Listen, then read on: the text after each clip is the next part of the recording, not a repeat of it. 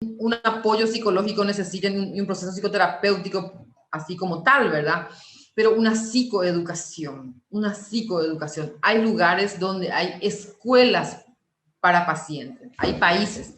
Justamente tengo ahora en la mente y en un proyecto de hacer escuelas para pacientes de una fundación que vamos a ir madurando esa idea. Pero bueno, entonces es importante porque allí la persona recibe una orientación. Es importante que la persona reciba una orientación con relación a lo que le pasa. El diagnóstico del cáncer siempre está asociada a un gran impacto emocional. Asusta aún. Si bien es cierto de que hoy día las terapéuticas son sumamente efectivas, eficaces, ¿verdad? Que muchos de los pacientes remiten de la enfermedad, aún así igual siempre se asocia al dolor, a la pérdida y, ¿por qué no, a la muerte, ¿verdad? Entonces, cuando la persona recibe ese diagnóstico, genera un impacto importante y se pregunta esto de ¿por qué a mí? ¿Qué hice yo? ¿Por qué justo ahora, por ejemplo, una persona joven que de pronto quiere o está en un proyecto de vida laboral, escolar, académica, o personas así, justo acaba de jubilarse y tenía un proyecto de viaje? ¿Por qué justo ahora me aparece esta enfermedad? Y tantas preguntas sin responder que genera una angustia, una ansiedad, que genera un desequilibrio emocional muchas veces. Y este desequilibrio que en ocasiones atrasa el tratamiento médico o no favorece la adherencia al tratamiento. Por eso, como una estrategia importante sería ya tener desde el mismo momento de del diagnóstico un acompañamiento o una asistencia psicológica. Hay personas que toman sumamente bien, no sé si sumamente bien, o por lo menos se adaptan de una manera favorable, ¿verdad? Y tienen una familia continente y por ahí les ayuda y su fe y todo esto de la religión como les sostiene, ¿verdad? Pero aún así es importante que reciba una asistencia porque justamente allí vamos a determinar si está afrontando de una manera adecuada. Una mínima evaluación debería recibir, ¿no? Entonces va a ser mucho más fácil también para la persona y la familia ir adaptándose a la situación, ir respondiendo estas preguntas o en todo caso modificando, porque yo siempre digo a estos pacientes, hay veces en que las respuestas no las encontramos, ¿verdad? ¿Por qué a mí? ¿Y por qué no puede ser? ¿Por qué no a mí? ¿O para qué? Que suelo yo justamente trabajar con las personas para que vayan modificando estas preguntas, ¿sí? Vamos a encontrar un poco las fases del proceso del duelo según Elizabeth Kubler-Ross justamente. Esto encontramos en el libro sobre la muerte y los moribundos. La persona sí o sí experimenta un duelo. El duelo, ¿por qué? El duelo por la pérdida de la salud. Entonces, quiero nomás justamente significar un poco aquí, ¿verdad? Y la salud es una condición fluctuante, es un proceso continuo. A veces estamos enfermos, a veces estamos sanos, ¿verdad? Siempre. Como si fuera que el diagnóstico del cáncer es lo peor luego y genera este duelo, ¿no? De hecho, que es para mucha gente la percepción es generalmente amenazante, es de derrota, es de pérdida, ¿verdad? Pero esto es lo que tenemos que ir justamente trabajando, abordando con la persona. ¿Cuál es su concepción sobre la salud? Es la primera vez que se enferma, aunque sí, hay muchas veces personas que dicen, nunca tuve una sola gripe y ahora tengo cáncer. Es mucho peor, ¿verdad? Entonces se da un poco estas fases del duelo por la pérdida de la salud. Esta fase primeramente de negación, no puede ser, de sorpresa, de miedo en este caso, ¿verdad? Son las características de la fase de negación, que es la primera reacción de una persona ante esta situación, ante este diagnóstico. ¿Será que están bien los resultados? Muchos van de un médico a otro queriendo encontrar una respuesta que él o ella misma quiere escuchar, que está mal ese resultado, que no corresponde. Y va buscando hasta que como 4 o 5 coinciden, y ahí empieza a internalizar o empieza a creer, por así decirlo, ¿verdad? Luego de esta fase de negación, que suele durar días, a veces semanas, ¿verdad? Cuando la persona permanece en negación, no hace adherencia al tratamiento, y es importante romper la negación. No podemos dejar que la persona continúe con eso. ¿Por qué? Porque esto no va a favorecer el tratamiento médico, el tratamiento clínico, porque de algún modo u otro no hace esta adherencia al tratamiento. ¿Por qué voy a tener que tomar esto si yo no tengo esta enfermedad? ¿Por qué yo voy a hacer este tratamiento si yo no tengo? O no es tan grave, voy a esperar. Mucha gente, también en el tema de la negación, justamente, espera y espera.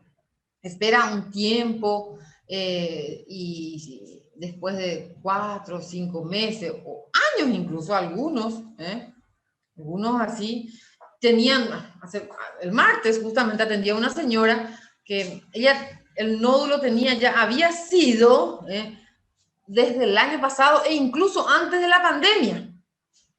Y como que después vino la pandemia y dijo, no, seguramente no me van a hacer caso, ahora todo es el tema del COVID, de una señora de 72 años.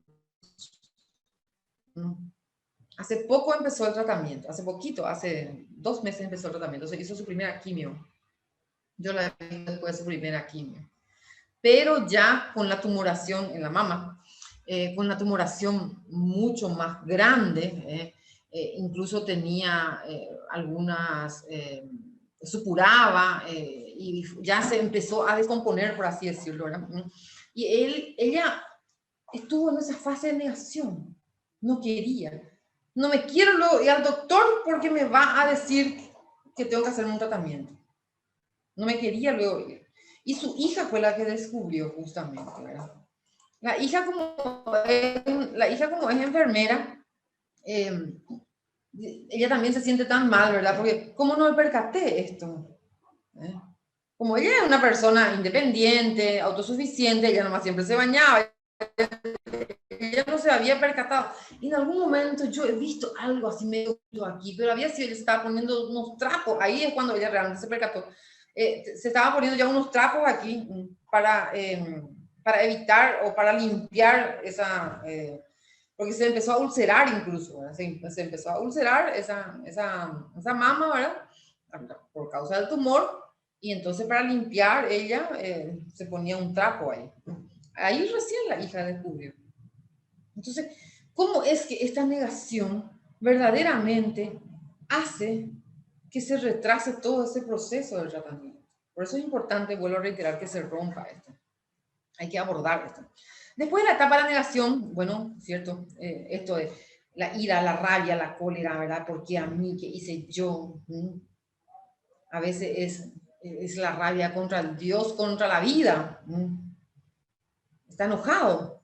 Yo siempre me cuidé, yo siempre hice mis controles, yo siempre, hay personas que son incluso vegetarianos o tienen un estilo de alimentación muy saludable, hacen ejercicios y tienen cáncer. Entonces, como es cierto que los factores de alimentación y el estilo de vida disminuyen los riesgos de tener cáncer, ¿verdad? Pero de igual manera pueden tener. Entonces, allí la rabia es mucho mayor, el enojo es mucho mayor cuando una persona siempre tuvo un estilo de vida saludable, ¿verdad? Un poco se exacerba la ira allí, ¿verdad? Bueno, entonces, pero no todas las personas justamente experimentan posiblemente así tal cual las fases. Estas van fluctuando también. Después está la etapa de la negociación, es esa incertidumbre. ¿Será que va a funcionar el tratamiento? Y en la negociación uno hace, y sobre todo en nuestro país, ¿verdad? Y en toda Latinoamérica, creo, ¿verdad? En donde somos bastante religiosos, esto de hacer el pacto con Dios o con algún santo de su creencia. Aquí en nuestro país, en Paraguay, por ejemplo, la Virgen de Cacupé, si yo me curo, si yo estoy bien, si yo salgo de esta, yo me voy caminando desde Pacaraí, voy a hacer esto. Los pactos con todos los santos, que se le va a hacer la chocolatada a los niños después, o sea, hay muchos pactos que suelen hacer. Y es una etapa, una etapa bastante linda, porque de algún modo u otra persona como que acepta ya, está en esa fase de, está en ese proceso de ir aceptando y asimilando la situación propiamente. Luego de esta etapa de la negociación o pacto, que van a encontrar en algunos lados, está la etapa de la depresión. Y esta es una depresión reactiva, es una depresión en respuesta a la situación. Generalmente manifestada por ansiedad, tristeza, frustración, nostalgia, y en las emociones, ¿no? Y en la conducta es la de llanto, a veces la de aislamiento, ensimismamiento, ¿no? Y generalmente se asocia cáncer, depresión, como si fuera que todas las personas que tienen cáncer se deprimen. Y yo les puedo asegurar que no todas las personas que tienen cáncer se deprimen. Tienen momentos y fases, así como bien lo dice justamente Elizabeth Kubler-Ross, tienen fases depresivas, pero no una depresión per se. No estamos hablando de una depresión mayor, ni mucho menos, ¿verdad? Que necesita medicación ni nada de eso. Necesita más que nada un apoyo psicológico, necesita una capacidad profunda de empatía por parte del médico y del equipo terapéutico, no solamente el médico, la enfermera, la nutricionista, ¿no? Porque a veces ni ella se entiende qué le pasa, y sobre todo esto es en la fase de tratamiento. No suele darse mucho antes de iniciar, suele darse cuando ya inicia el tratamiento, con los efectos colaterales y todo eso. Y la última etapa, que es la etapa de aceptación, de asimilación, de internalización de la enfermedad. Es cierto, tengo esto y voy a luchar. Aceptación no es lo mismo que resignación. Es importante siempre determinar esto. La aceptación no significa resignación, ¿no? Significa valorar, como dice la profesora Celsa Vera, amigarse con la enfermedad, amigarse con esta nueva situación y mantener un estilo de afrontamiento, un afrontamiento ya acorde a la situación. Y afrontar es lo que yo siempre le enseño a mis pacientes, ¿verdad? Afrontar es mirar de frente a la situación de una manera lo más serena posible y hacer lo que se tenga que hacer. Tratamientos invasivos, procedimientos muchas veces incómodos, ¿verdad? Ustedes no se imaginan lo que es, por ejemplo, una punción lumbar, dolorosísimo, ¿no? De hecho, que mismo luego, para la biopsia, ¿verdad? Esto que con la aguja Turcut que se hace, que siempre se pone, claro, se pone las anestesias, se ponen, pero igual sigue siendo un procedimiento aversivo, invasivo, ¿verdad? Entonces, afrontar esto con serenidad, mirar con serenidad y hacer lo que se tenga que hacer, esto es afrontar. Someterse a esos tratamientos, muchas veces invasivos, como digo, ¿verdad? Muchas veces dolorosos incluso, ¿por qué no, verdad? Entonces, utilizar esta palabra, esto desde la psicoeducación, y a todos los colegas siempre le invito a que trabajen con los pacientes, a que puedan afrontar la situación.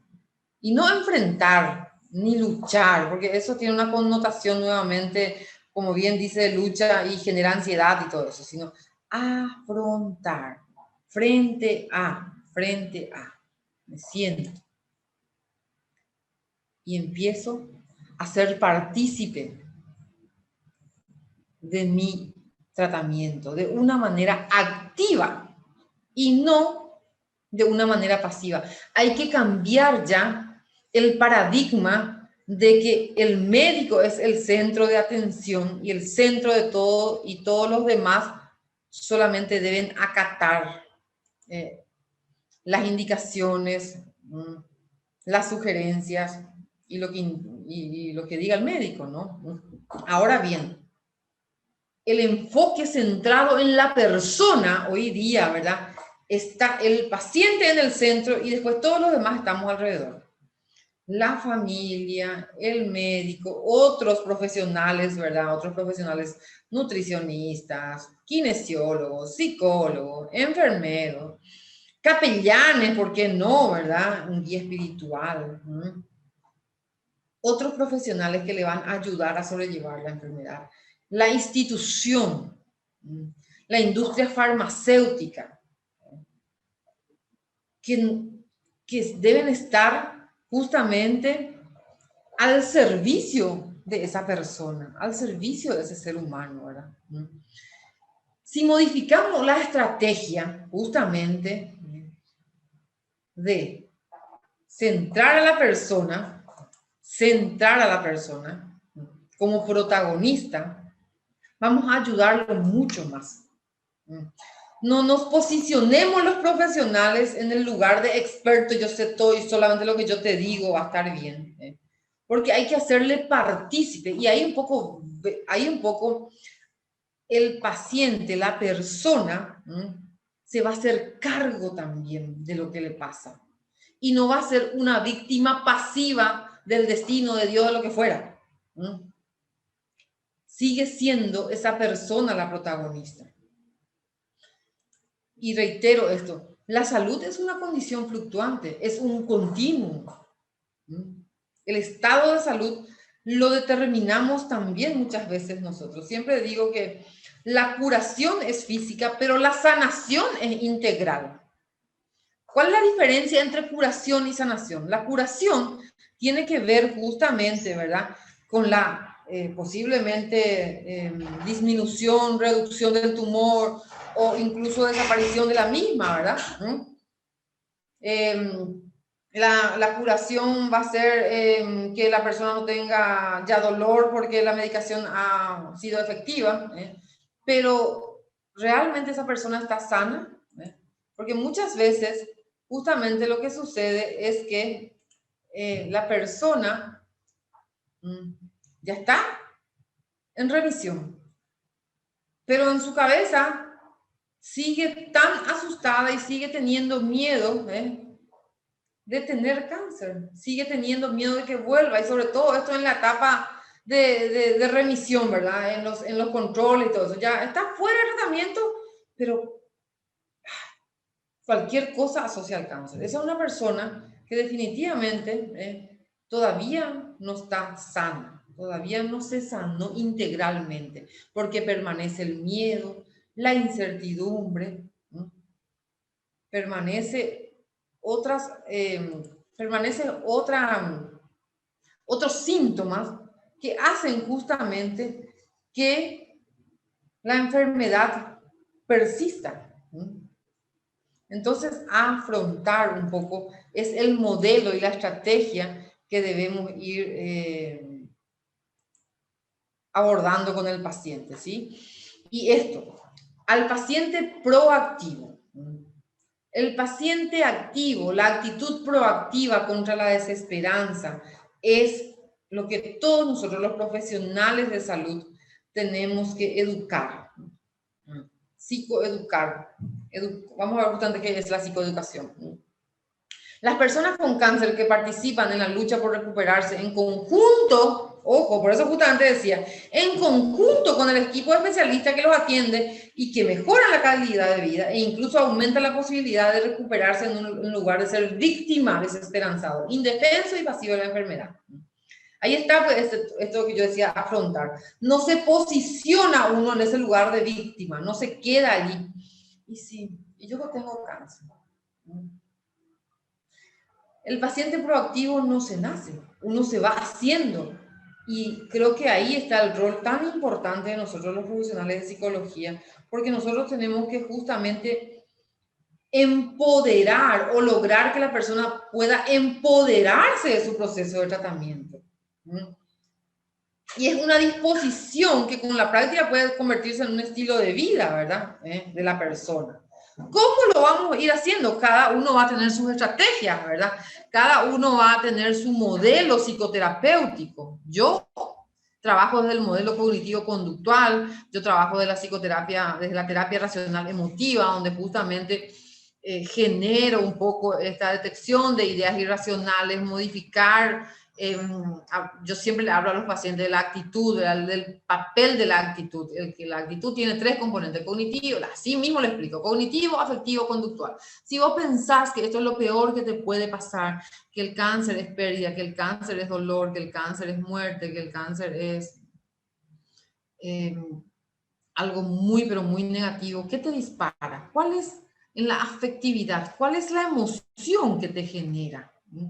Y la emoción que genera posiblemente sea el miedo, sea la desesperanza, sea la rabia, el enojo. Y en la conducta tira cosas, en la conducta llora, en la conducta se aísla. Entonces, ahí modificamos esa idea que tiene. Y ahí o sea, a lo que voy es que la psicoeducación, yo trabajo de este modelo. Todos los modelos psicoterapéuticos son válidos. Eso no significa que solamente esa sea la válida. Cada terapeuta tiene una corriente que trabaja y esa es importante. Eso no significa, reitero, que no solamente es desde esta perspectiva. Bueno, ¿qué ayuda a una persona justamente y favorece su tratamiento o hace más llevadera la situación, ¿no?, al paciente? Por lo general, cuando una persona es capaz de vivir el día a día, de enfrentarse abiertamente a un desafío, cuando una persona es así, más centrado en el día a día, pensando en el futuro y así, puede afrontar con mayor éxito este tratamiento o esta situación. Cuando una persona no es propensa a angustiarse demasiado, cuando una persona se compromete con objetivos y se mantiene firme en la misma, ver el lado humorístico de las cosas, por ejemplo, ¿verdad? La técnica del humor mismo. El humor, por ejemplo, se usa mucho desde la logoterapia, por ejemplo, ¿verdad? Pero también en la psicoterapia racional emotiva se utiliza esto, ¿verdad? Verle el lado jocoso incluso, ¿verdad? Yo tengo pacientes que dicen, por ejemplo, cuando se van a su quimioterapia, ¿verdad? Ay, yo me voy a mi spa, me voy a mi spa y ven cómo me pongo todo así, se cambian su turbante de color, combinan con la ropa y cosas así. Yo estoy mucho más elegante ahora, puedo combinar, puedo cambiar de color de pelo todos los días porque usan peluca, por ejemplo. Entonces, y llega a ver el lado humorístico de las cosas. Cuando uno no se angustia demasiado. O sea, a lo que voy es que estas características favorecen justamente al tratamiento. Tener suficiente información sobre el tratamiento, sus objetivos y posibles efectos secundarios. Y esto también se hace en psicoeducación. Que la persona sepa qué le puede hacer la quimioterapia, la radioterapia, qué puede pasar después de su cirugía, después, por ejemplo, de una mastectomía o después de una cirugía de mama nomás luego, ¿verdad? Que es importante que sepa que debe acudir a la kinesióloga para evitar linfedemas o cosas así, ¿verdad? Ya la persona va a estar preparada. Ni hablemos de lo que es el síndrome del miembro fantasma, cuando se le amputa una parte del cuerpo, ¿verdad? Si uno tiene suficiente información, sobre qué va a darle después de su cirugía, o de su quimio, o de su radio, o de su tratamiento hormonal, ¿verdad? Ya va a estar mejor preparada. Por eso es importante justamente que esa persona tenga esa información adecuada, esa información correcta, y no San Google, como suele decir mi colega Raquel Molinas, porque San Google es genérico, ¿eh? Allí hay cosas así muy generales. Por eso debe preguntarle al médico, y ahí está nuevamente que nosotros empoderemos a nuestros pacientes, ¿verdad? Si nosotros como psicólogos estamos trabajando con una persona con cáncer en consultorio privado, por ejemplo, ¿verdad? Posiblemente no tengamos acceso a a la ficha médica, ¿verdad? O no tengamos acceso para hablar con el médico sobre cuál es su situación actual y todo eso que está sucediendo. Entonces, hay que insistir a la persona a que sea él o ella la que pregunte a su médico tratante, porque ella tiene el derecho y el médico la obligación de explicarle cuáles pueden ser. Hay médicos que no hablan mucho, lastimosamente, ¿verdad? Pero bueno, de igual manera la persona puede o debe, mejor dicho, insistir. Si por ahí, otra cosa también que yo siempre digo, si la persona no, no, no está conforme con el médico, también tiene el derecho de cambiar. ¿Por qué no, verdad? No puede cambiar. Lo que pasa es que, por ejemplo, en IPS o, qué sé yo, en hospitales públicos en general, muchas veces te designan eso y eso, pero uno también puede cambiar, ¿no? Es que porque está allí ya así tiene que ser, ¿no? Es bueno que sepan esto, que le expliquen eso. Pero muchas veces es también entrenarlo, nomás también en habilidades sociales a nuestros pacientes, como para que pregunten de una manera adecuada. Yo suelo sugerirle, por ejemplo, el tema del cuadernito, que tengan siempre, del momento en que entran conmigo, siempre un cuadernito, donde ustedes van a consignar su consulta, que le dijeron, porque no solamente tiene pues, efecto emocional, sino también cognitivo, ¿verdad? Disminuye la concentración, la memoria, por supuesto, con eso también ya se ve alterada, ¿verdad? Y hay cosas que se van olvidando, entonces, tan importante es anotar las cosas, ¿verdad? Bueno, seguimos un poco con esto, ¿verdad? Ya me voy a ir otra vez de otro lado. Tener el apoyo de otras personas, familiares, amigos y la comunidad en sí, compañeros de trabajo, compañeros de facultad, amigos, hace también un papel importante para el tratamiento. Son estrategias son recursos, mejor dicho, ¿verdad? Son recursos de las que debe asirse o la que puede asirse la persona, agarrarse de eso y para seguir caminando, sosteniendo y evolucionando. Tener un sistema de creencia o una filosofía personal, ya sea la creencia religiosa o no, ¿verdad? Una filosofía personal que le proporcione sentido a las situaciones angustiosas, que le proporcione sentido a la vida, a lo que le está pasando, porque si no, esto es muy doloroso, ¿verdad? Realizar actividad de distracción mental, aquella actividad que le guste a la persona. Entonces, buscar asesoramiento para cambiar las conductas o maneras de hacer frente a los problemas que sean contraproducentes cuando ya no puede hacerlo solo, generalmente, ¿verdad? Ser capaz, ser flexible y ser capaz de pedir ayuda profesional. Estos un poco son factores factores que favorecen, valga la redundancia, ¿verdad? A que un tratamiento sea efectivo. Esto simplemente quiero nomás mostrar, graficar, mejor dicho, el enlace que nosotros estamos haciendo, que los enlaces son tan importantes, ¿verdad? Para beneficiar al paciente y la familia. Hay todo un equipo sanitario y puse aquí diferente ahora, y la institución, por supuesto, ¿verdad? Que nosotros desde la Facultad de Filosofía, desde la Cátedra de Psicooncología, estamos realizando, incluso ahora con la gente de la maestría, estamos haciendo teleconsultas igual, porque como no pueden ir a hacer su práctica o su pasantía o visitar a los pacientes en las instituciones porque en este momento se reduce la cantidad de personas justamente, ¿verdad? Entonces, por teléfono están haciendo las intervenciones, no se deja de realizar, tanto desde FUNCA estamos haciendo así, FUNCA, que es la Fundación Unidos contra el Cáncer, y desde la Clínica Divina Providencia, que es la Fundación San Rafael, ¿verdad? Entonces, quiero nomás significar un poco aquí, ¿verdad? Que es tan importante el tema de tener un enlace, tener también, cuando ustedes trabajan dentro del consultorio privado,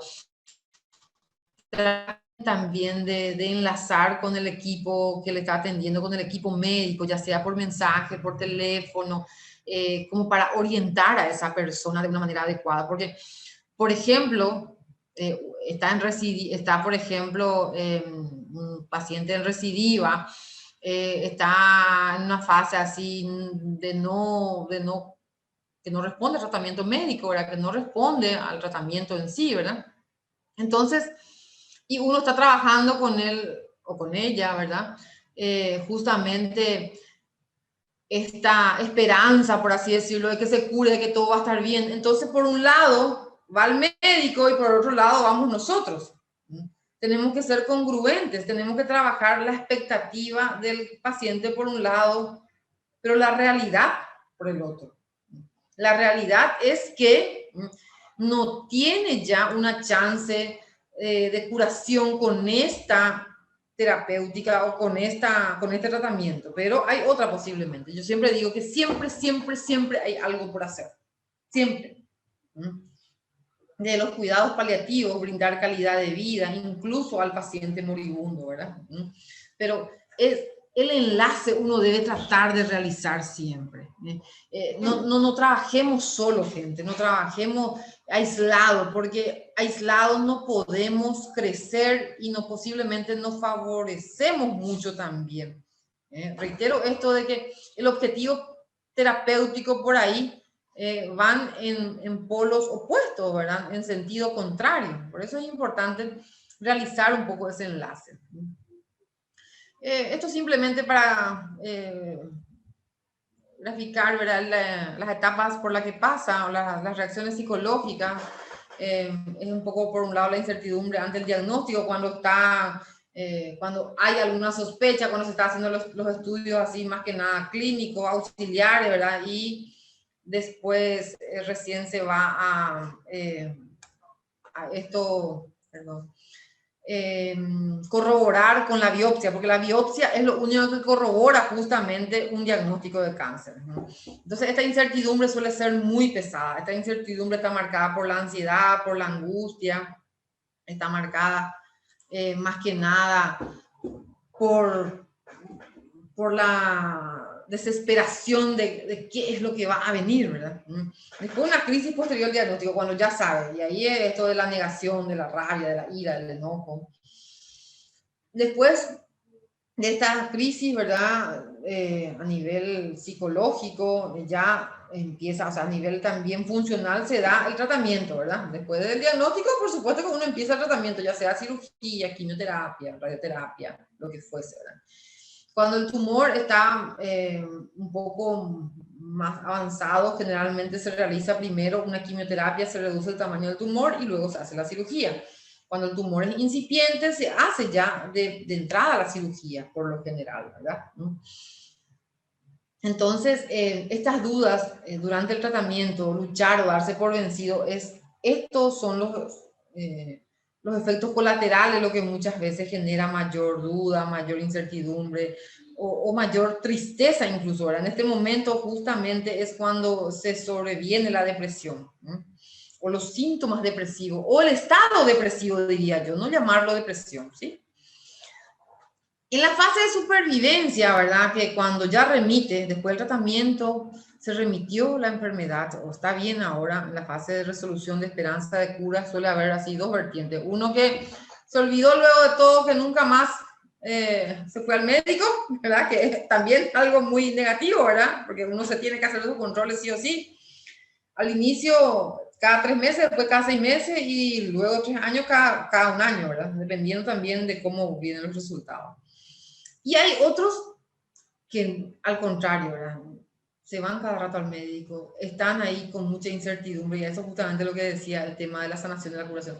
Remitió por un lado la enfermedad, pero quedó la persona con miedo. Le duele la cabeza y ya asocia, ¿será que tengo metástasis cerebral? Luego dicen, por ejemplo, ¿verdad? Y no, es otra cosa, está gripado nomás, ¿verdad? Le duele la cintura y ella cree que es una metástasis. Siempre va asociando, y esto es porque permanece el miedo, y ahí sí trabajamos bastante los psicólogos, porque hay que erradicar esto. No puede ser que la persona viva de esta manera, le resta mucha calidad de vida. Entonces, en esta etapa hay dos vertientes, como digo, el que se olvida de todo y el que es sumamente exagerado en cuanto a la manifestación, ¿verdad? De su... pero bien, lo ideal es que pueda sobrellevar, que tenga una vida lo más normal otra vez posible de posterior a esto, ¿verdad? En otros casos existen casos en que la enfermedad continúa, en que la persona nunca se cura. Yo tengo una paciente, no sé si por aquí o que de pronto estará, que ella hace 5 años que está con el cáncer de mama. Ella dice, yo nunca tuve un respiro, todo el tiempo. Aparte, eso también tiene una... tiene púrpura, ¿verdad? Tiene otra patología, ¿verdad? Y que complica mucho más. Pero ella tiene cáncer de mama. Pero a lo que voy es que esta enfermedad siempre continuó y cómo a ella le afecta esto. Es impresionante lo mal que en ocasiones ella está, ¿verdad? Pero ella hace un buen tiempo ya que está en tratamiento conmigo en AMACMA, y es una paciente de AMACMA. Y le ayudamos bastante. Justamente ayer ella se fue con sus hijos. Sus hijos, por ejemplo, no sabían que ella tiene cáncer. Y sus hijos siempre le preguntaban, ¿por qué lo que vos tanto te va al doctor? ¿Por qué? Como nunca ellos se dieron cuenta del tema de su pelo, porque ella usaba pelucas, por ejemplo, el mismo color de su pelo, entonces no hubo ningún problema durante su tratamiento de la quimioterapia. Nunca se percataron sus hijos de eso, ¿verdad? Uno tiene 13 y la otra tiene 8. Pero cuando la nena era chiquita ya empezó ella, ¿verdad? Siempre continuó. Y esta ayuda psicológica que recibe ella, aparte que está en el grupo de autoayuda y todo esto, ¿verdad? Todas las estrategias terapéuticas que ella utiliza, hace que dentro de todo tenga actualmente una muy buena calidad de vida y que ella pueda disfrutar de las cosas, que ella pueda ver la vida de manera diferente, porque tuvo ideaciones suicidas incluso en algún momento, ¿verdad? Bastante planificada. Eso ya fue bastante grave. Ella sí ya requirió un apoyo psiquiátrico incluso en algún momento.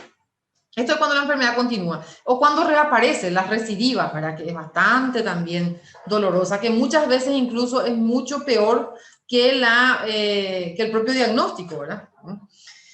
Bueno, la orientación, la consejería, que es lo que nosotros realizamos justamente, ¿verdad? Con los pacientes, y ahí está la psicoeducación, es un procedimiento efectivo para reducir el malestar emocional de los pacientes con cáncer. Es un programa de tratamiento que integra un conjunto de técnicas y estrategias de intervención basada en el modelo cognitivo-conductual, que es la que yo más uso, ¿verdad? Pero no solamente es así, es existencial, social, ecológico, todas las que la persona considera o la persona conozca como profesional puede utilizar. Ojo, no es solamente esto, reitero esto. Porque su objetivo es facilitar y optimizar el proceso de adaptación del paciente con cáncer a su enfermedad. Adaptar. Para ello se tienen en cuenta las potencialidades cognitivas, conductuales, afectivas, sociales, espirituales, todos los recursos con los que cuenta el paciente. Es importante identificar cuáles son los recursos con los que cuenta el paciente y ayudarlo justamente a adaptarse a la misma y utilizar esta como un estilo de afrontamiento, no solamente para aceptar la enfermedad, sino también para adherirse a los tratamientos oncológicos, los tratamientos médicos propiamente, que por lo general es la quimioterapia. Hoy día hay muchas terapias, las terapias biológicas y todo eso. La intervención psicoeducativa, generalmente la psicoeducación es de 1 a 3 sesiones incluso, ¿verdad? Uno más que nada va corroborando qué es lo que sabe el paciente, qué necesita saber, y bueno, todo lo que nosotros podamos explicarle lo hacemos, o en todo caso, justamente reitero esto de empoderar al paciente para que pueda preguntar a su médico, ¿verdad? Enfatiza los aspectos educacionales y está pensado para enseñar maneras de afrontar la enfermedad y su tratamiento. De que existen estilos de afrontamiento. Y el estilo de afrontamiento de lucha o de huida, por ejemplo, que no va a favorecer a esa persona. Es bueno justamente explicar esto, ¿no? Proporcionar al paciente y la familia información básica sobre la enfermedad. Nosotros no le vamos a decir tal vez todo el nombre, ni cómo es, ni cuáles son sus síntomas, dice allí, pero por lo menos esa información básica nosotros podemos brindar, ¿no? Están los folletos educativos, por ejemplo, luego justamente.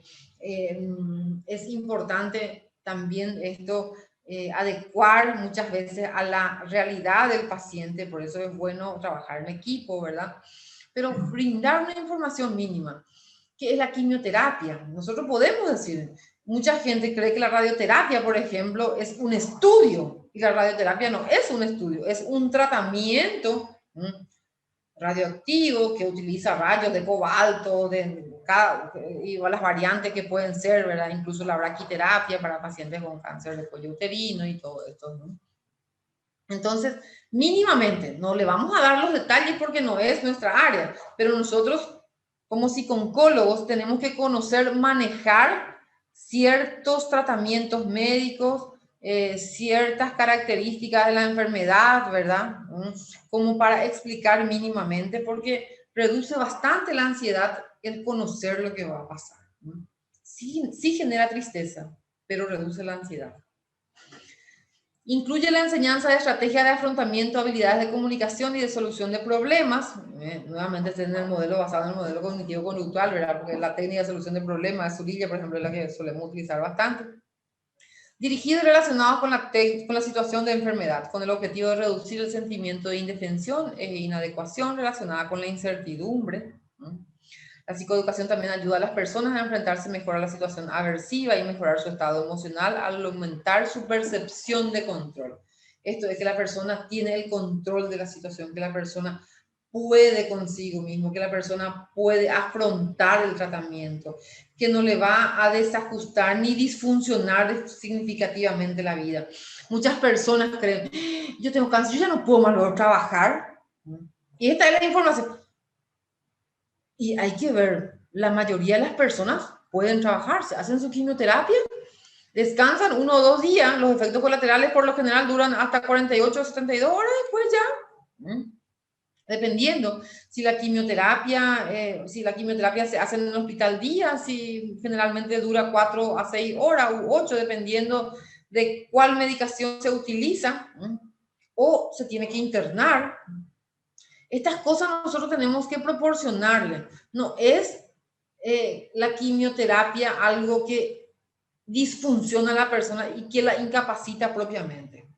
No. Los efectos colaterales tal vez, sí, en algún momento, pero no siempre, ¿verdad? Y también va a depender un poco de la condición clínica de la persona, ¿sí? Los modelos básicos de intervención psicoeducativa son 2.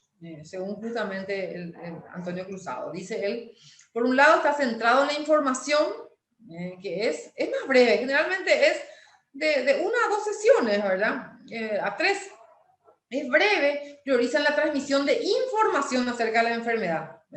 Esto va a pasar, esto ya vimos, esto es lo que te dijo el médico, aclarar muchas veces la duda, ¿verdad?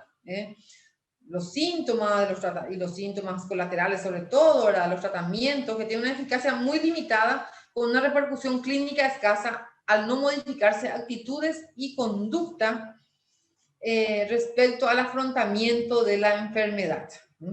Entonces, centrado en la información es más que nada justamente brindar información de lo que va a tener, de lo que va a pasar, de lo que va a suceder. Esto es centrado en la información. Bien dice allí, tiene una eficacia limitada porque la persona después lo olvida, ¿verdad? Bien dice Confucio, enséñame y lo recuerdo, pero involúcrame y lo aprendo verdaderamente, ¿verdad? Entonces, esa frase de Confucio siempre me gusta mucho, porque ahí está centrado en la conducta.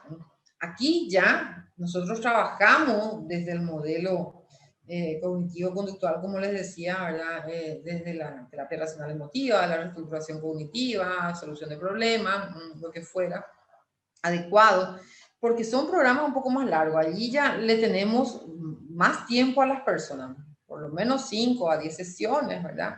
En donde vamos acompañando a la persona, vamos acompañando en su proceso de tratamiento.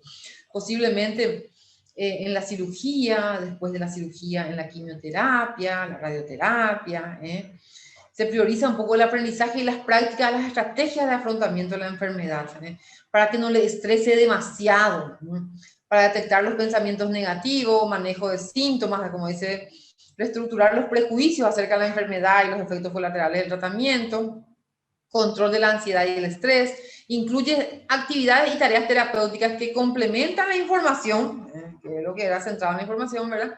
Pero habilidades, como bien dice ahí, de observación, análisis e intervención que pueden llevar a cabo con sus propios recursos y en el medio cotidiano de su vida diaria. Entonces, cuando hablamos de la psicoeducación basado en la conducta, es cuando nosotros hacemos un seguimiento. Por eso es que justamente nosotros desde la cátedra de psico-oncología yo les digo a los chicos 10 sesiones como mínimo, porque ellos ya están haciendo una psicoeducación o un acompañamiento centrado en modificar muchas veces estilos conductuales o estilos de afrontamiento desadaptados o desadaptativos. Los componentes de la intervención psicoeducativa, hablamos de la información o educación para la salud, justamente, ¿verdad? ¿Qué puede hacer para contrarrestar posiblemente efectos colaterales de la quimioterapia? Que es importante que evite exponerse al sol durante el tratamiento de la radioterapia o mismo también de la quimio, que es importante que consuma alimentación saludable. Entonces le insistimos, ya también hay que consulte con la nutricionista, por ejemplo, ¿verdad? Que le da a dar una dieta, que es, nosotros sabemos mínimamente, ¿verdad? Que durante el tratamiento de la quimioterapia es mejor no comer comidas o en todo caso crudas o alimentos crudos, ¿verdad? Que es mejor que sean cocinados y todo eso. Pero la nutricionista le va a determinar y le va a dar los detalles de aquellas cosas que sí puede consumir, por ejemplo, ¿verdad? Que es importante que de pronto, acá nuevamente, entrenamiento conductual en el manejo del estrés, que de igual manera puede hacer caminatas, técnicas de relajación, que le van a ayudar justamente a disminuir la tensión y el estrés generado por el tratamiento. Entrenamiento en habilidades de afrontamiento, de afrontar de una manera serena, adecuada, ¿verdad? Y modificar esas ideas distorsionadas que muchas veces posee la persona justamente. Trabajar con la familia, trabajar las estrategias de afrontamiento. ¿Qué está haciendo esta persona? Se aísla mucho. A veces, aquí, por ejemplo, el entrenamiento en habilidad de afrontamiento es muy válido en los grupos de autoayuda. Los grupos de autoayuda en donde van comentando ellas o ellos, yo trabajo mucho con mujeres con cáncer de mama, ¿verdad? Ellas van comentando cómo van pasando justamente el tratamiento, qué le puede hacer esta droga, y de algún modo u otro les ayuda. Y allí van afrontando de una manera mucho más sereno, por así decirlo, ¿verdad? Los problemas que pueden ir generando, ¿verdad? El tratamiento que pueden ir pasando, ¿verdad? El apoyo emocional siempre, ¿verdad? El apoyo emocional siempre. Cuando nosotros acompañamos, el apoyo emocional no es solamente de darle una palmadita y todo va a estar bien, fuerza, fuerza. No, no, no pasa por ahí. El apoyo emocional tiene que ver con la escucha activa, la capacidad de empatía, la aceptación incondicional positiva, como dirían Carl Rogers justamente, ¿verdad?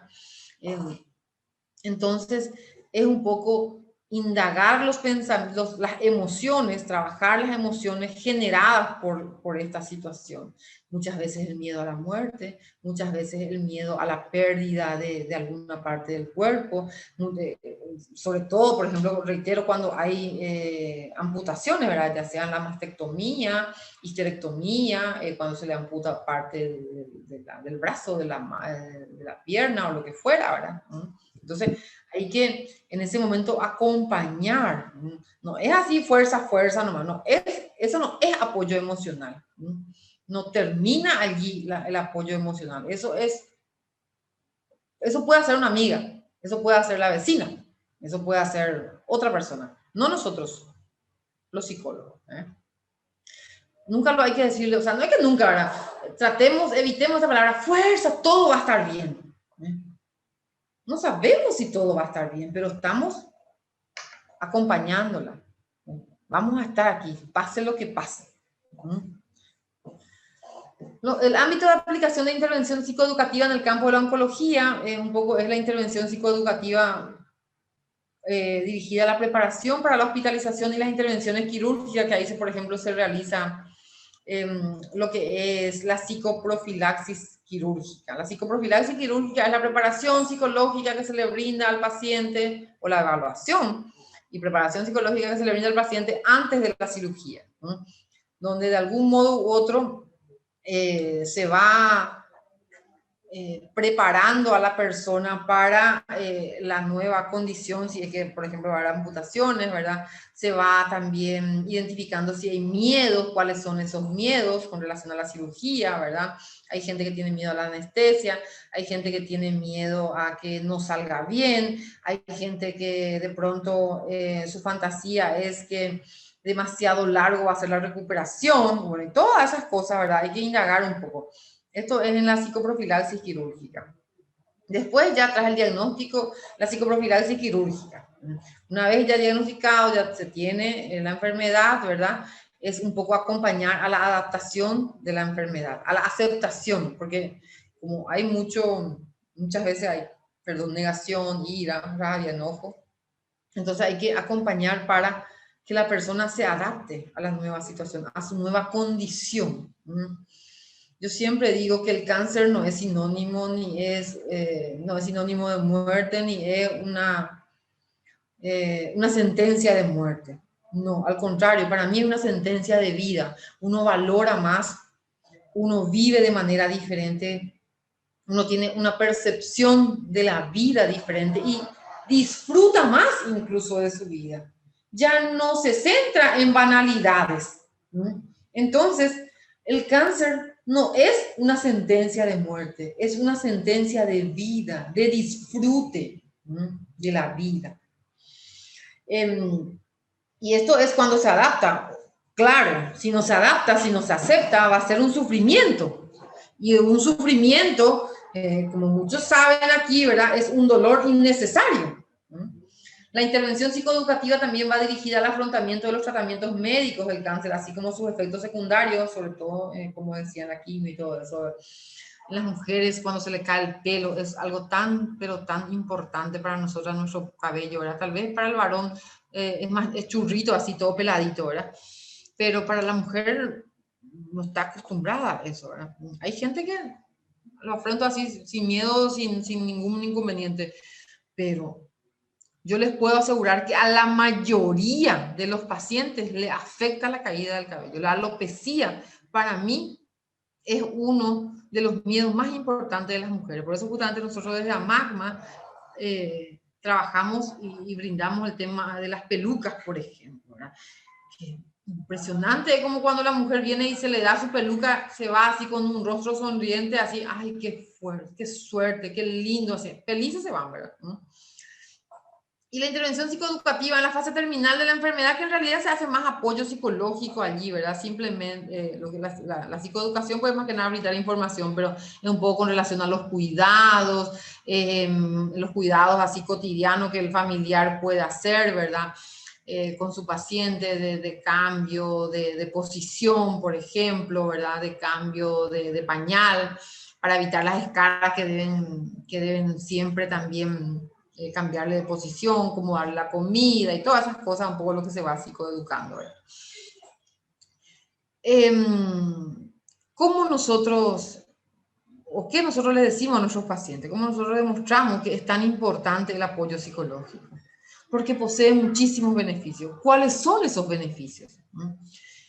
Esos beneficios tienen que ver con reducir la ansiedad, o reduce, mejor dicho, la ansiedad, o síntomas depresivos, u otros síntomas de alteración psicológica que pueda encontrarse, ya sea un trastorno de adaptación, por ejemplo. Cuando la ira es muy prolongada, ya se produce el trastorno de adaptación. Entonces, es importante recalcar que el beneficio es justamente reducir estos síntomas psicológicos. Favorece el proceso de adaptación a la enfermedad y a los avatares de la nueva realidad. La nueva realidad es esa condición diferente que tiene la persona. Ya tiene que tener otro estilo de vida. Yo siempre digo esto, que tiene que tener otro estilo de vida. Dormir más temprano, estar más en contacto con la naturaleza, hacer ejercicios, comer saludablemente, evitar o disminuir justamente las fuentes de estrés propiamente, ¿verdad? Entonces, ayuda un poco el apoyo psicológico, el acompañamiento, la asistencia, ayuda un poco a favorecer justamente a la adaptación de esta nueva realidad. Mejora el ajuste mental al cáncer favoreciendo un espíritu de afrontamiento positivo, promueve un sentido de control personal y participación activa en los tratamientos médicos, por supuesto, en los tratamientos clínicos. Maximiza en lo posible la autonomía del paciente, evitando así el sentimiento de minusvalía, porque esto es el peor de los sentimientos que suele aparecer, ¿verdad? La minusvalía, ¿verdad? Que se siente inútil, que no sirve, que no puede hacer esto. Hay que trabajar mucho eso, ahí está justamente el apoyo psicológico. Reforzar sus mecanismos defensivos adaptativos y reforzar la autoestima de la paciente o del paciente. Desarrollar estrategias de afrontamiento efectivo para tratar problemas de la enfermedad, mejorar la comunicación entre paciente, familia y equipo terapéutico incluso. Por ejemplo, cuando hay conspiración del silencio, que muchas veces hay que trabajar la conspiración del silencio, es cuando se evita la información al paciente, se evita hablar de la verdad. Muchas veces hay familiares que no quieren lo que su paciente sepa que tiene cáncer. Yo suelo decirle, ¿y dónde está viniendo ahí enorme? Es nuestro cartel que dice Instituto Nacional del Cáncer. No podemos, o sea, y no viene el Instituto Nacional del Cáncer alguien que tiene apendicitis, ¿verdad? Acá nosotros no operamos apendicitis. Entonces, esto yo trabajo con la familia cuando hay, por ejemplo, esta conspiración del silencio. Y por supuesto con el equipo terapéutico, por el equipo hablo del médico en general, ¿verdad? Los médicos, los diferentes médicos, ya sean oncólogo clínico, que es el que hace la quimioterapia, cirujano, radioterapeuta y otros así, que están tratando con el paciente, ¿verdad? Incluso muchas veces el cardiólogo. Vamos trabajando un poco en equipo para mejorar la comunicación de cómo está pasando esa persona y su familia. También, otro beneficio es que favorece y fomenta un poco la expresión de sentimientos negativos, sobre todo la rabia, el enojo, la frustración, porque es un espacio donde la persona puede llorar su dolor. Es un espacio donde nadie justamente, en este caso nosotros como terapeuta, no vamos a reprimir la expresión de los sentimientos, de las emociones. Es importante propiciar el desahogo emocional, porque en su familia, por ejemplo, llora así, y tranquila, no vayan a llorar, te va a hacer mal con llorar, y a veces es necesario. Yo siempre digo que el llanto es un vómito emocional, ¿verdad? A veces uno está tan mal, ¿verdad? Hasta que vomite únicamente, después se siente así como que aliviado en su panza, ¿verdad? Y así nomás también, después de llorar y después de sacar todo el malestar que tiene, ahí recién se alivia. Y posiblemente, por supuesto que hay que orientarla para manejar esa tristeza o ese miedo, que a veces los miedos son infundados, los miedos son irracionales, pero nosotros siempre, primero tenemos que escuchar, después recién intervenir. La escucha activa es algo que debemos desarrollar muy permanentemente, o sea, que debemos tener presente. No vamos a juzgar ni ya cortarle a la persona, cuando ya va hablando, ¿sí? Bueno, y esto es simplemente lo que yo quería compartir con ustedes, ¿verdad? Más que nada, porque lo que también quiero un poco, se me fue de más. Yo quiero que los chicos un poco compartan su experiencia. Tanto Mauro como Meli van a hablar de sus pacientes, de los pacientes a quienes estuvieron atendiendo en este tiempo, ¿verdad? Mauro creo que atendió incluso más de un paciente, entonces va a ir socializando un poquito su experiencia. No sé si quién va a empezar. Hola, profe. Vamos a hacer primero eso y después vamos al ciclo de preguntas, ¿sí? ¿Está bien? Sí, ¿me escuchan, profe? Hola, ¿me escuchan? Sí, te escucho, pero muy bajo. ¿Ahí me escuchan? Se escucha muy bajo. Mm. ¿Ahí? ¿Qué tal? Ahí sí. Ok, Ahí sí, sí, sí, sí. genial. Bueno,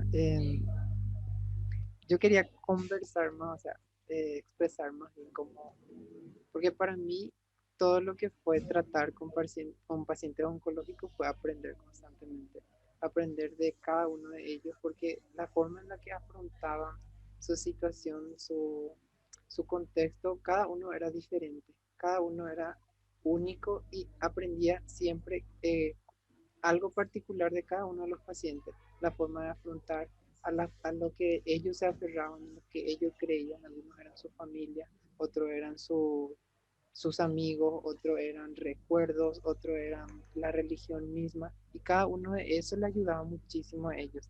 El simple hecho de estar ahí con ellos, escucharles, atenderles, compartir con ellos era aprender constantemente, aprender y sobre todo vivir el contexto también en el que ellos están, porque es diferente leer en un libro una teoría que diga algo a estar ahí con ellos y escuchar de ellos mismos sus propias palabras y sus propias vivencias.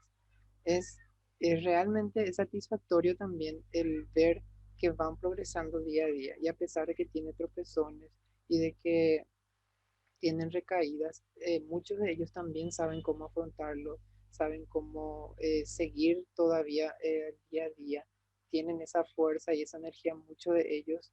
Y, o sea, como dijo la profe también, pude compartir con varios de personas que estaban en esa situación, cada uno de ellos con diagnósticos diferentes, cada uno de ellos con historias diferentes, con contextos diferentes. Y era muy bueno para mí, desde mi carrera mismo, desde como persona incluso también, entender cómo se sentían, entender también que el apoyo que ellos necesitan es muy valioso de cualquier persona que venga, no solo de su familia, de los médicos, de los enfermeros, de todas las personas que están en su contexto en general. El apoyo que van a recibir siempre va a ser muy bien recibido por ellos. A ellos les gusta ser escuchados, sobre todo eso, quieren realmente que una persona se interese por ellos, que les escuchen, que no solo estén ahí por, no sé, por compasión, vamos a decirlo, porque no es bueno tampoco estar en esa situación y que realmente te intereses en su situación y que quieras escucharle, que quieras aprender de ellos, que quieras conocer más, no solamente estar ahí por compromiso o algo así, sino que lo hagas por realmente, como se dice, por amor, por, por querer estar con esa persona, por escucharle y porque aprender también de ellos, como dije ya para mí, es eso, aprender constantemente de cada situación. No voy a encontrar todo en los libros, de eso estoy seguro, voy a aprender con cada uno de ellos y sé también que seguramente me voy a equivocar, pero va a ser un constante aprender, va a ser un constante entender, va a ser un constante estructurarme también a mí mismo, porque hay cosas que yo no sé, hay cosas que no sé cómo tratar con ellos y el hecho mismo de tratar me va a dar experiencia para saber hablar con cada uno de los pacientes, con cada contexto, con cada situación y poder transmitir también a otras personas lo que yo aprendí, porque no solo me quedo con lo que yo aprendí, sino que también puedo mostrar a otras personas para que tengan también un contexto del cual partir y puedan entender más de lo que es la enfermedad y que la enfermedad no son las personas. Saber diferenciar también eso y tratarla a ellos como personas en base a cómo son ellos y no solamente a partir de que tienen una enfermedad que es solamente una característica, no es lo que a ellos le definen y que ellos mismos se sienten así, que ellos mismos separen lo que ellos son de lo que es la enfermedad. A muchos de los pacientes, como los que me tocó también conversar, eh, trataba de que se sientan ellos mismos, que no sean la enfermedad, porque ellos no son la enfermedad, ellos solamente tienen que pensar en ellos mismos y no solamente que se deje llevar por la ansiedad. Y sobre todo también que les ayudó bastante a muchos fue las técnicas, por ejemplo, de relajación, de respiración que estuvimos también haciendo con una compañera, estuvimos pasándoles audios y a muchos de ellos les servían mucho.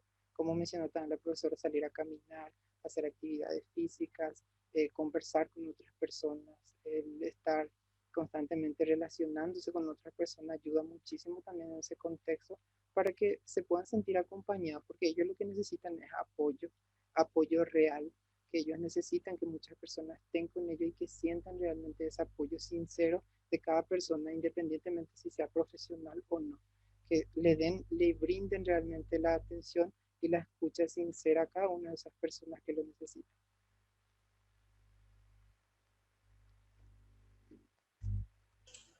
Así mismo es, Mauro. Muchísimas gracias por comentar tu experiencia. Meli. Buenas noches a todos. Y la verdad es que ya dijeron bastante la profesora y el compañero Mauro. Y para compartirles un poco también cómo fue mi experiencia, es un lugar o una situación en la que se aprende muchísimo y por sobre todo también se viven muchísimas emociones con los pacientes. Yo pude acompañar a los pacientes de San Rafael y de INCAM, a algunos, y se realiza muchísima contención emocional con ellos. Al recibir el diagnóstico, ellos sienten muchísimo miedo, o sea, sienten miedo a la muerte, como la profe ya estaba diciendo, y es importante que ellos puedan hablar de ello. Pero para eso, uno tiene que ir ganándose la confianza y eso se logra sesión tras sesión, porque nunca en la primera sesión te van a ir diciendo todo, ¿verdad? Eso se gana con el tiempo y con el tiempo también ellos van expresándose cada vez más libremente cómo ellos se van sintiendo. Lo que hacemos también es ofrecer, ¿verdad?, este espacio para que ellos puedan expresarse y también tratar algunos síntomas que se pueda, ya sea el tema de la ansiedad, como la profe iba diciendo. Algunos viven demasiado en lo que puede ser, en lo que va a pasar más adelante y no se centran en lo que está pasando ahora. A mí me gusta mucho trabajar con la técnica del mindfulness, que su filosofía se basa en vivir el presente, en vivir el aquí y el ahora. Entonces el paciente o la persona puede disfrutar de cada momento, de cada cosa que hace, de cada situación puede vivir ahora y no se pasa viviendo en lo que podría ser, sino en lo que es en realidad ahora. Esa técnica les ayuda muchísimo para contrarrestar su ansiedad. También les ayuda estas técnicas de relajación, como ya dijo Mauro, les ayuda muchísimo a poder descansar bien, a sentirse más tranquilos, más serenos. Realizamos algunas técnicas de imaginación en donde les vamos guiando, ellos van imaginando algún contexto que les guste, que les tranquilice y van experimentando algunas sensaciones, ya sea visuales, olfativas, gustativas, y van imaginando todo eso como que se van relajando. También tenemos las técnicas que consisten en tensionar alguna parte del músculo y después destensionar o soltar suavemente. Y hacemos con cada parte del cuerpo. Ahí ellos también se van relajando. Y estas técnicas se utilizan dependiendo mucho también del paciente, porque no todos se adaptan a todas las técnicas de relajación, sino que cada una depende del estilo del paciente. También es importante que ellos realicen o ayudarles a encontrar alguna estrategia o alguna actividad que les disperse, que les distraiga. Es muy importante, por ejemplo, que puedan trabajar en el jardín. Yo tuve un paciente que eso le ayudó muchísimo a hacer contacto con la tierra, las hojas, es un contacto con la naturaleza les ayuda muchísimo. También ayuda mucho el tener una mascota, como ese cariño, ese calor, también está comprobado que ayudan mucho. El hablar, el conversar, como dijo Mauro, ellos necesitan ese espacio de intimidad, en donde se sientan seguros, donde puedan expresar con la familia, que puedan sentirse así, trabajar esos lazos también. Hay muchísimas cosas que se pueden hacer con ellos, trabajar las ideas irracionales, como dijo la profe. Es importante también acompañar a los cuidadores, a los cuidadores primarios, que son los que se encargan de llevarla al hospital, acompañarles a comprar el remedio, que se mediquen y todos esos cuidados que son muy necesarios. Y en mi experiencia, por ejemplo, fue demasiado gratificante y también representa muchísimos desafíos también, porque uno va aprendiendo a soltar también a su paciente, prepararle también al paciente y a la familia para la muerte, porque también forma parte del trabajo y uno también tiene que estar preparado para eso. No solamente prepararle al paciente, sino prepararse uno mismo para poder afrontar todo esto. Y eso, muchas gracias.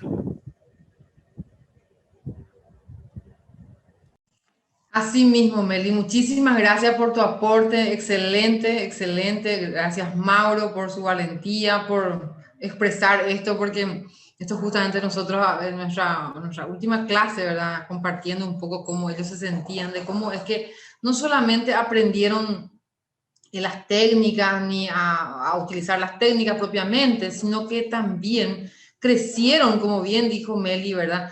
Ellos también crecieron personalmente, porque ellos también tenían que trabajar ciertas cosas para trabajar esta situación con el otro, ¿verdad? Tal vez, no sé si resolver, por ejemplo, ¿verdad? Pero por lo menos abordar ese tema consigo mismo, ¿no? Y luego con el otro, ¿verdad? Así que muchísimas gracias, en verdad, muchísimas gracias por todo lo que ustedes hicieron y lo que siguen haciendo. Y bueno, estamos un poco en ese proceso de crecimiento y de aprendizaje. Y sobre todas las cosas, ¿verdad? Es un poco esto de acompañar a las personas, ¿eh?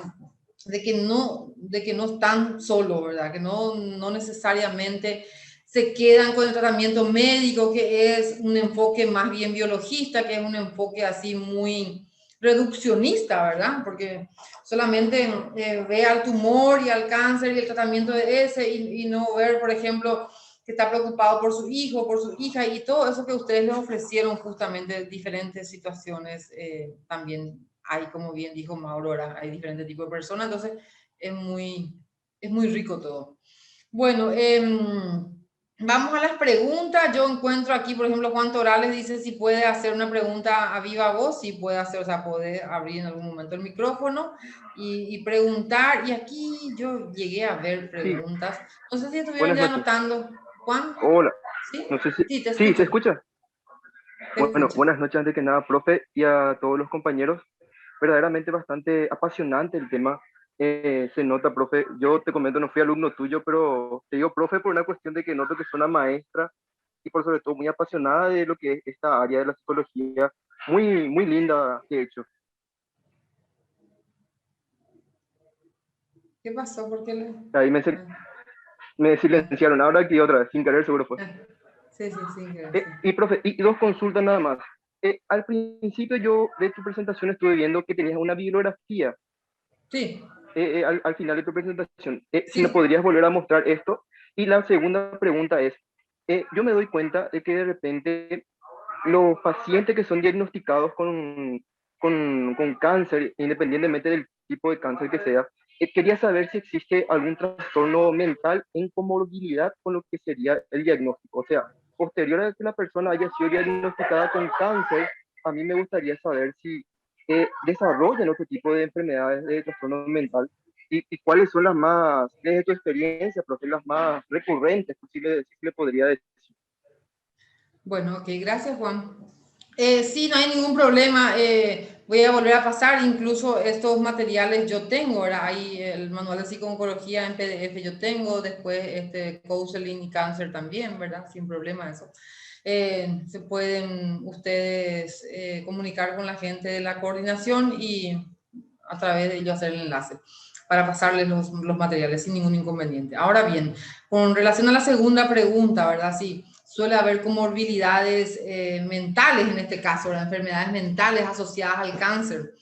En verdad, como psicopatología y como trastorno, no suele ser frecuente. En mi experiencia de 19 años, casi 20 ya trabajando en esto, ¿verdad? Tuvo que haber habido, valga la redundancia, tuvo que ya tener la persona a priori una enfermedad mental que se puede exacerbar, por supuesto, por esta situación, ¿verdad? Pero no es desarrollada. Suele ser una alteración temporal. Un solo caso llegué a ver una psicosis disociativa que realmente le dijo muy mal el médico, ¿verdad? que él en ese momento se tenía que amputar la pierna, pero así fuerte le dijo, ¿verdad? Ya trozando, de tu imagen, porque si no le manota, así mismo le dijo así, encima la voz fuerte así del médico y le asustó y él entró en una psicosis breve, ¿verdad? Una crisis disociativa. Ese, un solo caso yo llegué a ver. Cosas que tuve miles, ¿verdad?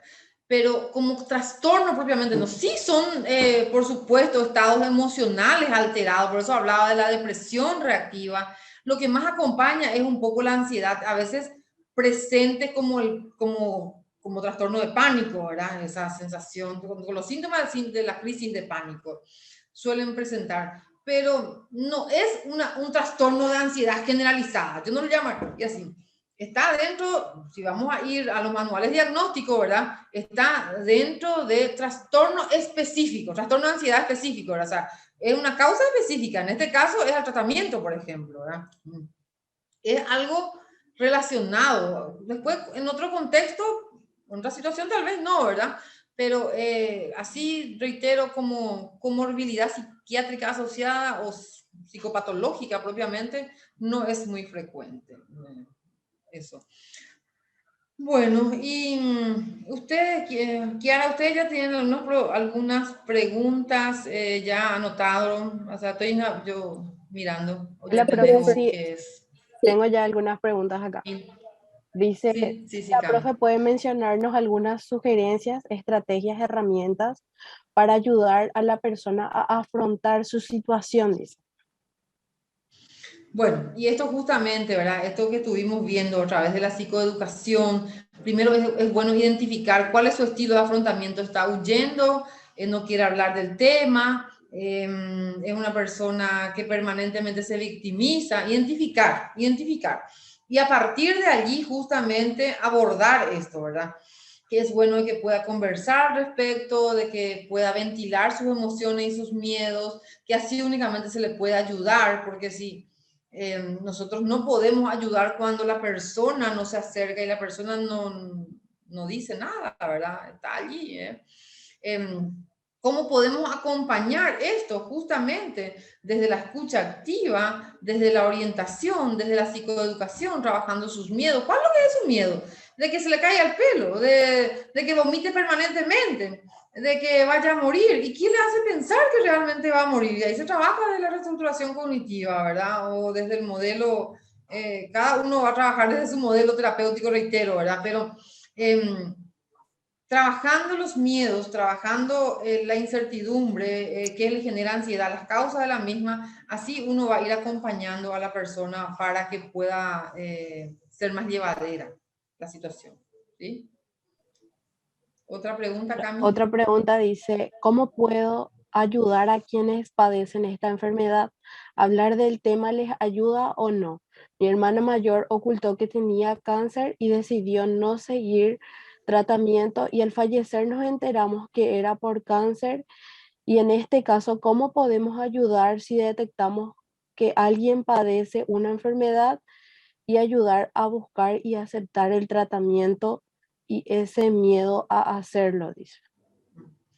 Sí, es el mismo caso de esta señora que justamente les dije, ¿verdad? De que su hija tuvo que descubrir, su hija enfermera, que para ella fue bastante difícil, ¿verdad?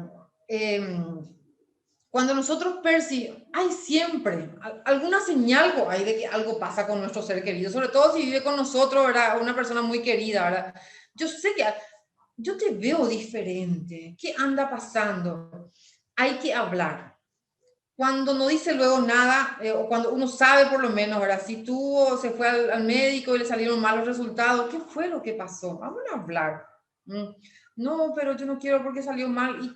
¿Y acaso el que haya salido mal y el que tú no hables de eso resuelve el problema? Posiblemente no, ¿verdad? Entonces, es importante un poco conversar, sí. A veces hay que incluso increpar a la persona, sobre todo que sea tu hermana, ¿verdad? O de tu tía, o de tu mamá, ¿verdad? En el caso de esta señora, ¿verdad? Le dijo, mamá, esto es grave, mami, le dijo lo así, ¿verdad? ¿cómo vas a ocultarme? No, pero ahora por la pandemia, bla, bla, bla, no quiso luego ella justamente saber nada. Le dijo, no, mamá, por lo menos te voy a llevar para que te hagan la curación. Yo te voy a hacer, te voy a limpiar todo eso, pero esto hay que hacer algo, mamá. No se quiso, ya sabía lo de la quimioterapia, porque tuvo experiencia, depende mucho también de las experiencias, tuvo experiencia de ver eso y demasiado, ya no quería pasar por lo mismo, ¿verdad? Y bueno, por eso ocultó. Pero sí hay que abordar, hay que abordar. Otro tema también que esto de hablar con relación a la enfermedad, yo siempre esto le digo a los pacientes y familiares cuando están diagnosticados todo eso, todo el mundo viene y quiere hablarte de eso, no.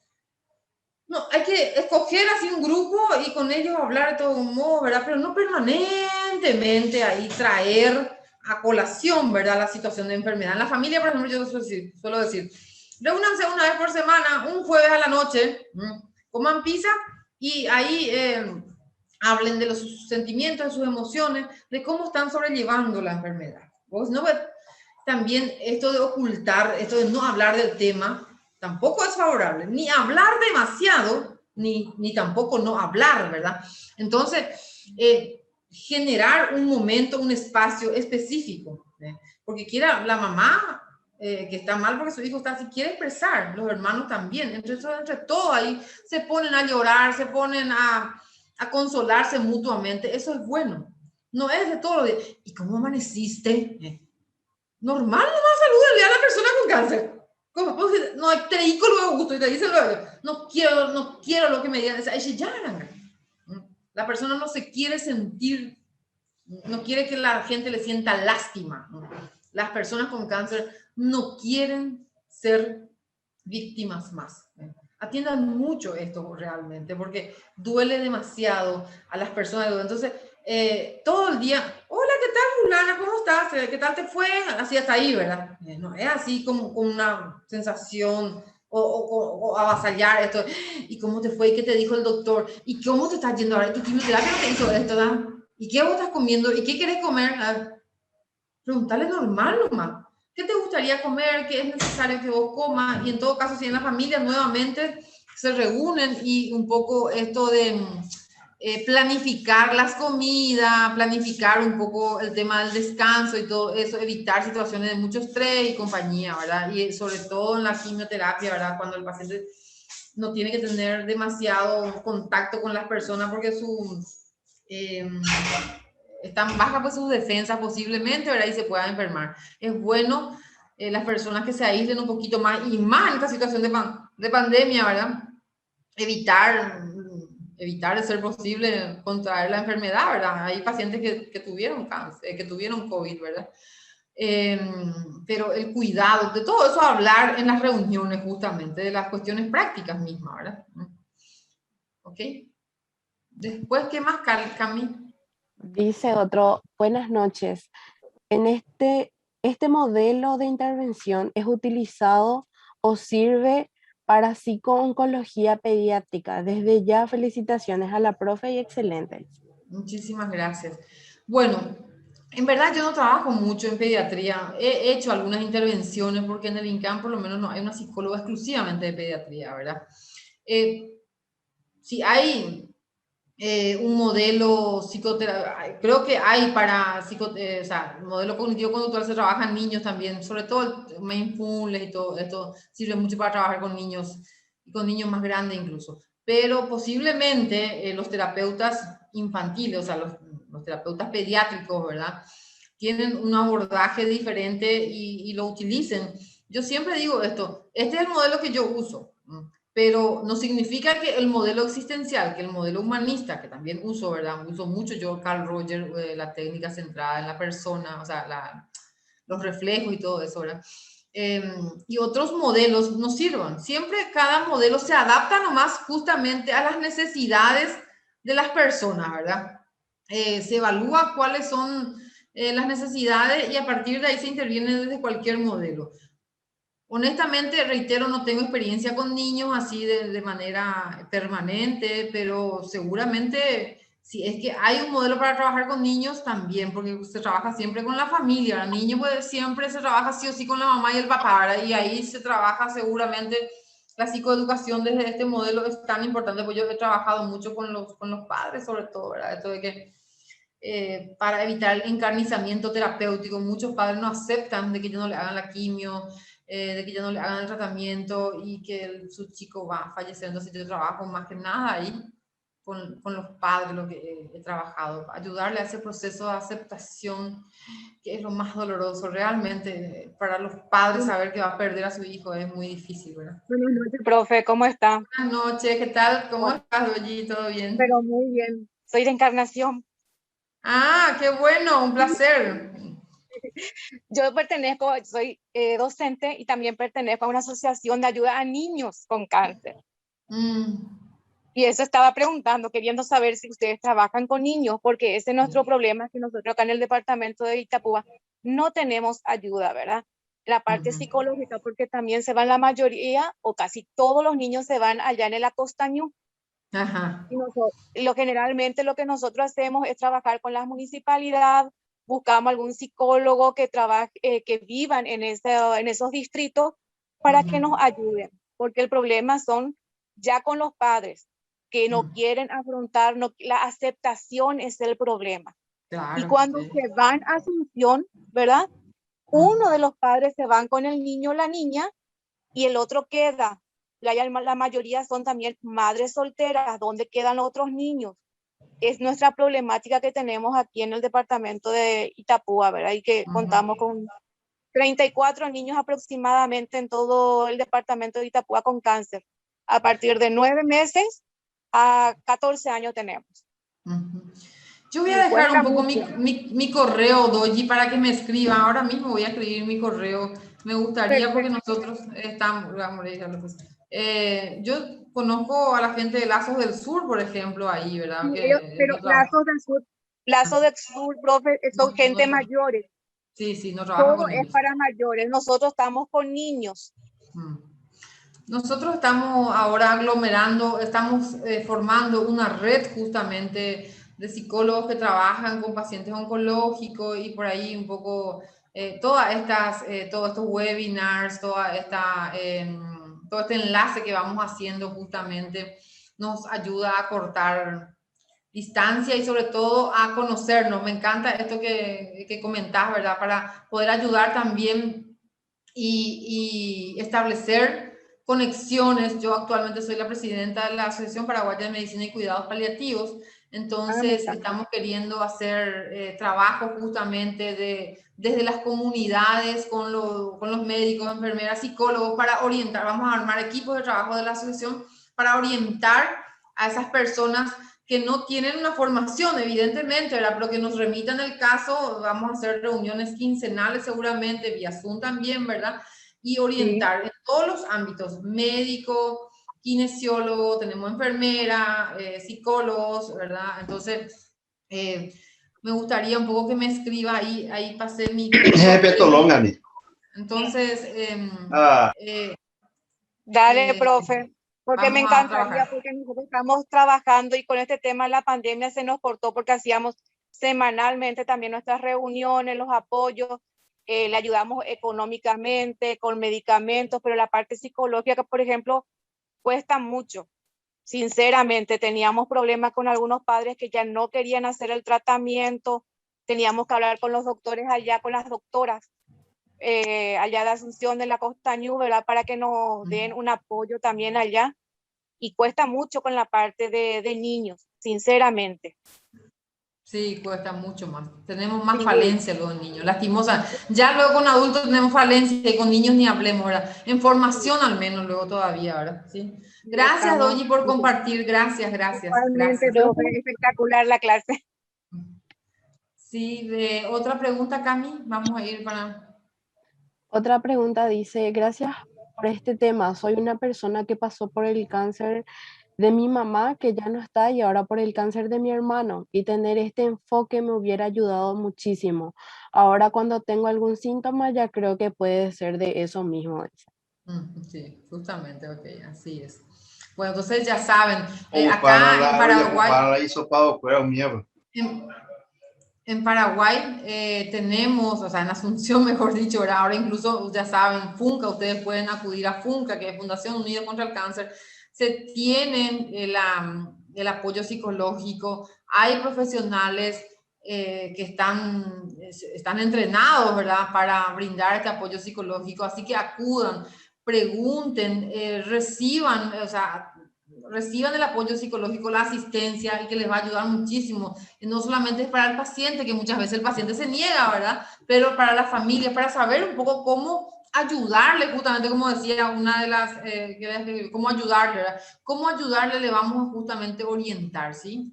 Así que busquen a MACMA, también es otra fundación que es exclusivo para cáncer de mama, ¿verdad? FUNCA es así en general. Y por supuesto, en los hospitales hay, o sea, en los hospitales, en el Instituto del Cáncer estamos, está en IPS también están.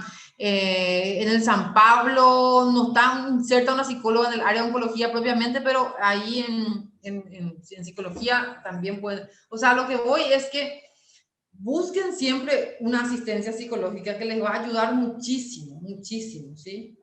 Y también esto, insistan con sus familiares, con sus amigos, promocionen un poco esto, ¿ok?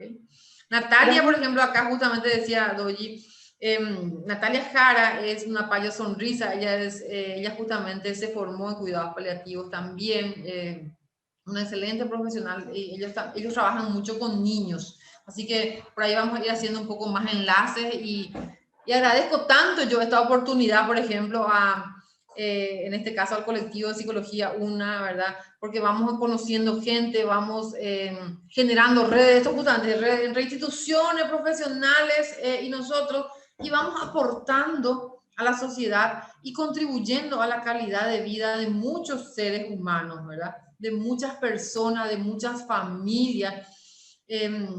Podemos ir haciendo muchas cosas más, ¿verdad? Yo, por ejemplo, ahora tengo mi proyecto de escuela para pacientes, así que voy a necesitar muchos docentes allí para mi escuela. Que no va a ser mi escuela, ¿verdad? Va a ser la escuela para los pacientes, pero es un proyecto que estamos abordando. ¿Sí? ¿Qué más, Camila?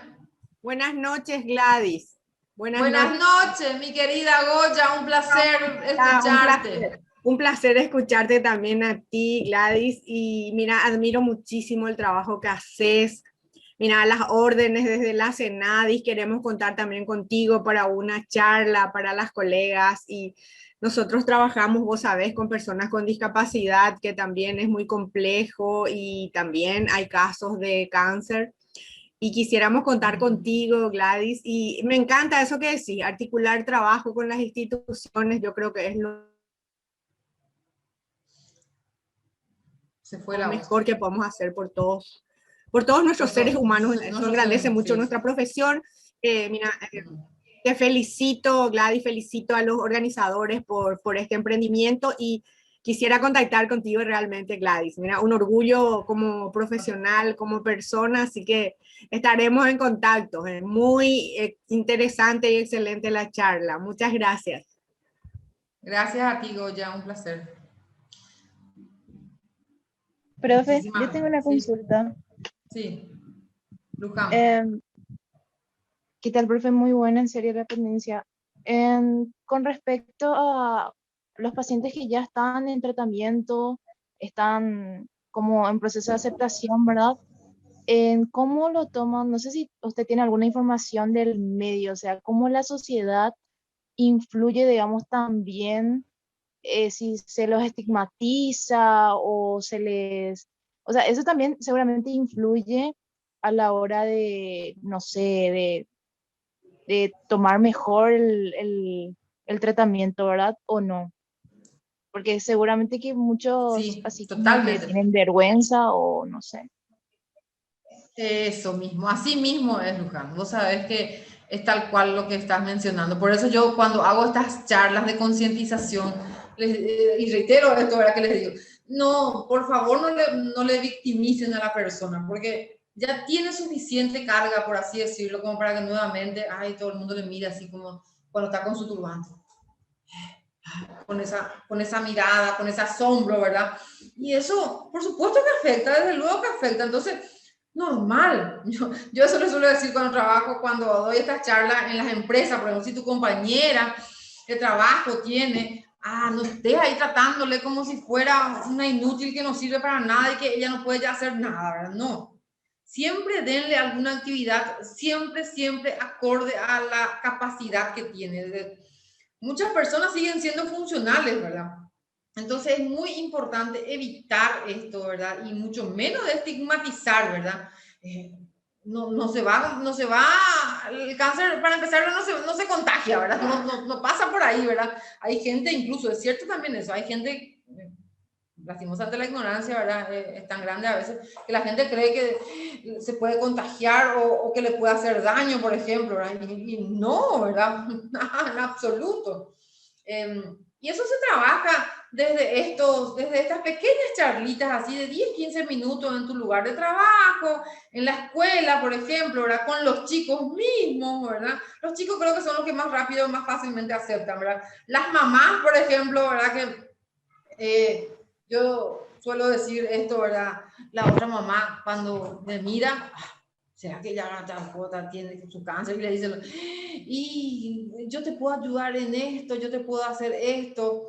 Eso sería mucho más efectivo. En tu momento de tratamiento, avísame nomás que voy a traerle yo a tu niño a la escuela. Bueno, ahora no, ¿verdad? Pero esas son las maneras de ayudar a tu semejante, a la mamá del compañerito de tu hija, ¿verdad?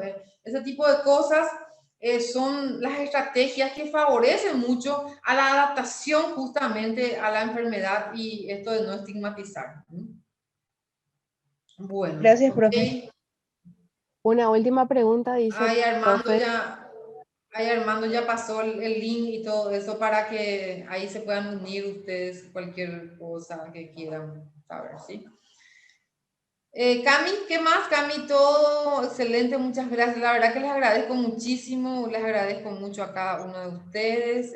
Creo que un paciente nuestro falleció menos de 24 horas después de enterarse que el médico tenía cáncer. ¿Cómo podría haber abordado el diagnóstico? No entendí nada. ¿Cómo entendiste, Camila, esta pregunta de un paciente nuestro falleció? Menos... El médico le dio el diagnóstico y 24 horas después ese paciente ya falleció. Lo que pregunta es cómo abordar el diagnóstico con ese tipo de pacientes que tienen poco tiempo de vida, supongo. Bueno, y yo creo que si el médico sobre todo se da cuenta de que ya está tan mal, no creo que no tiene lo que sea necesario contarle, ¿verdad? Para que, sobre todo esto, ¿verdad? 24 horas después ya falleció, ya no le dio tiempo de procesar nada. ¿Cómo vamos a abordar? ¿Qué es lo que vamos a abordar? Si no podemos ni siquiera hablar con esa persona, ¿verdad? Se trabaja con la familia en todo caso, ¿verdad? Pero ya no con el paciente, ¿verdad? Entonces, en un estado de agonía, porque posiblemente haya estado en agonía, ya es mejor nomás no tocar ese tema si ya esa persona no va a tener tiempo de procesar el duelo, ¿verdad? Posiblemente se haya ido bastante o se asustó tanto, ¿verdad? Y eso exacerbó más aún su angustia, ¿verdad? Todo ese tipo de cosas hay que tener cuidado también, ¿verdad? Cuando le cuentan de una manera imprevista o para el tema de comunicación, por ejemplo, en las noticias, luego hay un modelo, hay un protocolo, el protocolo SPY es la más utilizada, ¿verdad? Que tiene que ver un poco con el contexto, que tiene que ver un poco con las personas que le pueden acompañar, indagar información, o sea, hay todo ese es todo un capítulo, ¿verdad? No voy a abordar ahora, ¿verdad? Pero ¿cómo podría ser abordado el diagnóstico? No se va, no hay tiempo, no hay tiempo.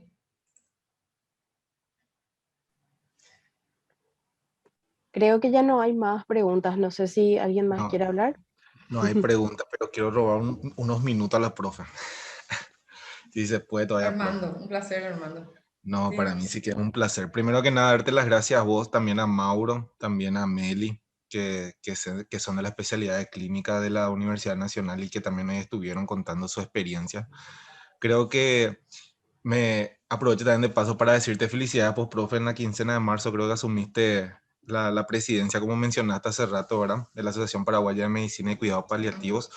Y creo que también para mí es así un lugar que definitivamente es algo que va contigo, ¿verdad? Por tu lucha, por tu trayectoria, como mencionaba, casi 20 años también trabajando en esta área. Y creo que sobre todo porque sé que en tu propio discurso lo usas, ¿verdad? De poder articular todo lo que tengan que ver estas redes, es la cuestión de la salud mental, la psicología misma, con este tema tan importante, tan real, que sí o sí tenemos algún conocido, algún pariente, algún amigo que tiene sí o sí alguna persona que sí o sí está pasando por esta situación. Yo por eso otra vez felicidades, profe, ya de adelanto y a desearte los mejores deseos en tu año en equipo de presidenta. Yo rápidamente quería también invitarles a todos, ¿verdad?, de que sigan trabajando en la cuestión de capacitaciones. Quería aprovechar para fortalecer toda la importancia de lo que es la salud mental, de seguir participando, de pedir ayuda, ¿verdad?, de buscar estas alternativas que ofrecemos de la psicología, de que no esperemos siempre estar en situaciones muy adversas o negativas. La salud mental es tan importante hasta en los momentos de que pensamos que estamos en equilibrio, en un estado de tranquilidad. Que la psicología y la salud mental no es solamente cuando, como dicen los tabúes, cuando estamos locos, estamos con algún suceso, sino que realmente estamos al servicio para seguir fortaleciendo y dando herramientas a cada uno a nivel individual, colectivo también. Así que gracias, profe. Quería dar gracias también entonces a los chicos que te acompañaron hoy. Gracias a cada uno. Muchísimas gracias, un placer. Gracias, Cami. Chao, chao. Nos vemos No en sé si cualquier tenés momento. algo que decir, Cami.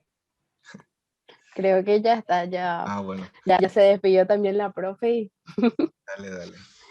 Gracias totales. muchas gracias a todos por su participación.